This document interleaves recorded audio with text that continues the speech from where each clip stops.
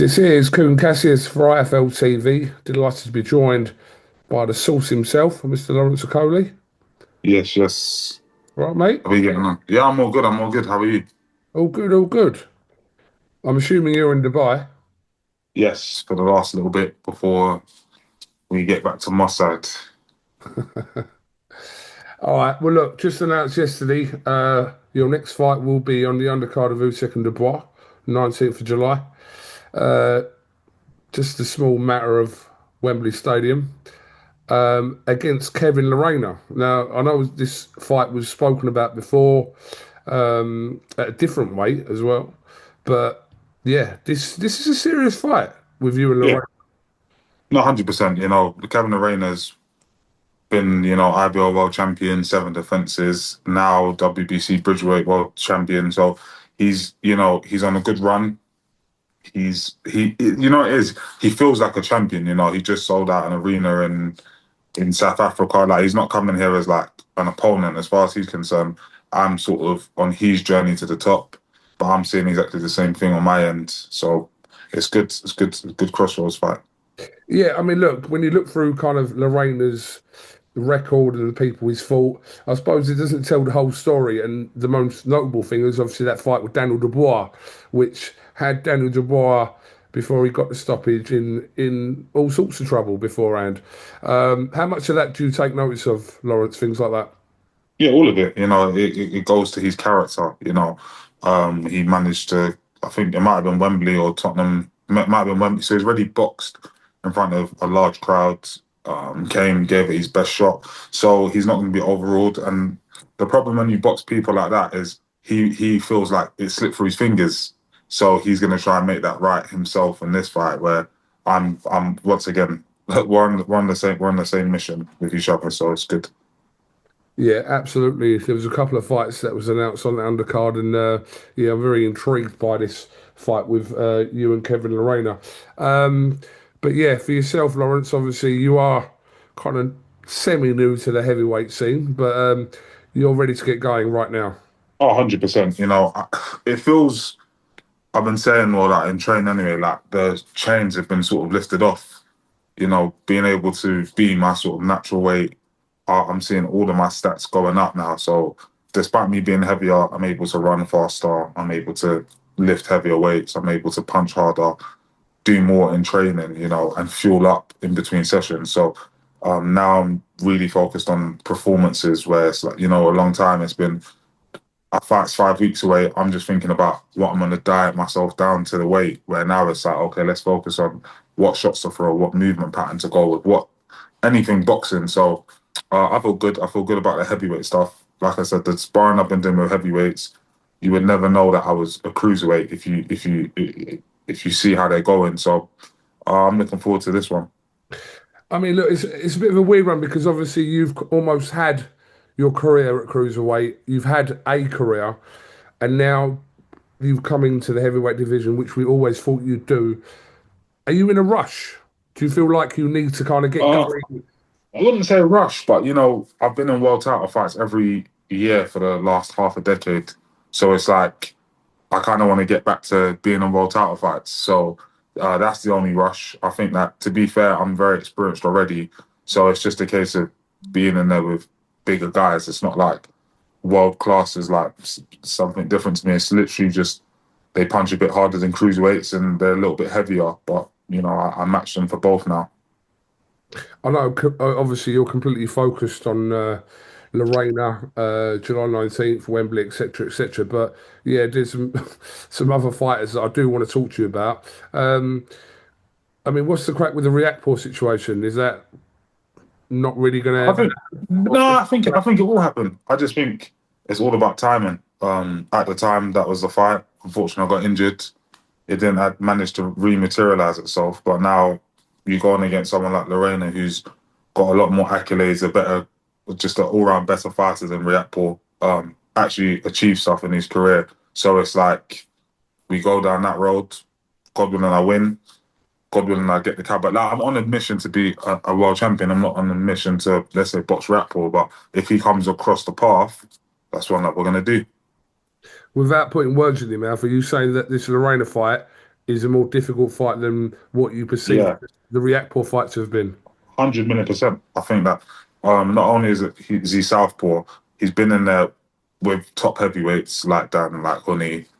He's beaten a lot of guys. He's been a world champion. Yes, IBO at cruiserweight, and now WBC bridgerweight. So it's like he's actually got a cabinet full of titles and a mindset of a champion. So I know what comes with that. So yeah, I expect a much harder fight. Let me come on to Dillian Whyte. You've been trolling Dillian Whyte, haven't you? I wouldn't. I don't know. I don't know if we can call it that. You know, I kind of. I'm kind. That's one that kind of confused me.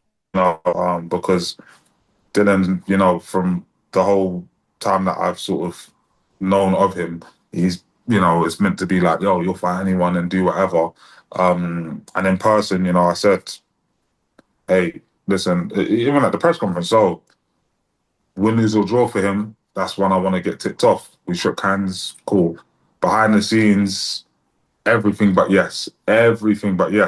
So it kind of threw me off. So I just thought, okay, let's bring it up. But like I said, he's decided to go a different route, which I don't think's that smart for him. But at the end of the day, I think he was going to sell himself to AJ, so he just sold his bum to Moses instead. Yeah, look, with this Dillian Whyte situation, obviously, we found out last week that there are talks progressing with Moses Talma, which we expect to happen for Saudi in August. So, are you telling me that there was conversations regarding yourself and Dillian Whyte potentially having a fight prior to that? It was presented to him several times through several different entities, and he just point blank refused. It wasn't a fight that he was interested in at all. And now I believe if it's Saudi, they've obviously got their checkbook out. Which, like I said, I, for me, it's not nothing like I'm going to lose any sleep over. I just got to crack on with my career. Okay, but is that a fight that at some point, I suppose, in the next year or so, that you still want to have? It depends if he's still boxing. I think at this stage, him. I don't know. I can't see him beating Moses at this stage. So I don't know. Does he carry on after a 20-year-old beats him? I don't know. We'll see. It's, When it's really based on Dylan. Like that Dylan fight is not a fight that pushes my trajectory or gets me a world title fight. It's just a fight I wanted to have because I believe he's going to retire. I never would have got the fight against him, and it would just be, oh damn, there's nothing to it. Lawrence, when you first turned, well, made the transition from cruiserweight to heavyweight, when I did speak to Joe Gallagher about it, he dismissed this question within a second about you ever fighting Dillian Whyte. Is it just a case of kind of times evolved from there and possibly that For fight? me, for me, it's more so if you like, yes, I respect Joe and I respect his opinion and the trajectory and stuff like that. It wasn't a fight, and it isn't a fight that gets you a world title fight. But if you look at the landscape as it is, really, it's a case of Dan and Usyk are about to box for all the belts. Then it becomes Parker's next. Then it's probably Derek Chisora. Then it's Fabio. Like it goes through a thing. So you're looking at a year, depending on if one person wants to keep all the belts. You're looking at a year and a half before any like some people, for example, the WBC might not order it for another year. So you've got to keep yourself active, keep yourself in good fights in the meantime. So that's where I kind of saw that, and I thought, yeah, well, Dylan's someone that I always wanted to fight. If it don't happen, it don't happen. If it does, it does. Have you mapped out your path potentially of how you can get a world title shot?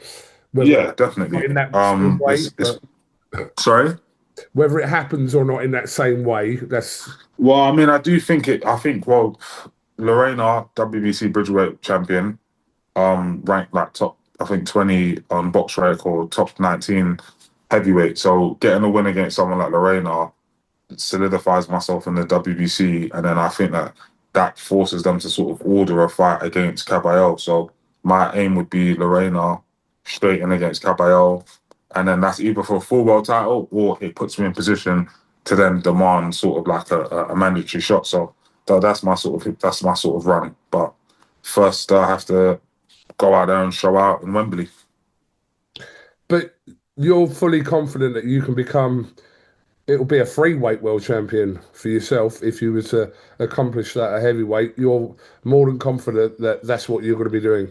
100%, it's done. As far as I'm concerned, it's done. You know, I just have to do all the right stuff from now till then. I think a lot of people are going to be quite shocked. Even maybe some fighters. Do you know what I mean? But I think yeah, it's gonna be interesting. But first of all, I need to go there to Wembley and then show what I'm talking about. You know, Lerena's a good fighter. We can all see that. But I need to show I'm a level above that before I can start saying I want to win a world title at heavyweight. Let me deal with Lerena first. Yeah, I think this is a good for yourself. I think this is very well matched in terms of it will tell you a lot about yourself with Kevin Lerena. Like I said, his record and the fights he's lost doesn't really kind of tell the whole story about Kevin Lerena. So yeah, this is a good Yeah, fight. that's how I see it. I see it exactly the same way. All right, well, no problem. July 19th is going to approach very quickly, so no doubt we'll catch up with you nearer that time. And yeah, roll on Wembley. Roll on, heavyweight, heavyweight, heavyweight. Let's do it. All right then, we'll catch. Much love. Thank you very much, Lawrence Okolie. Cheers, mate. Cheers.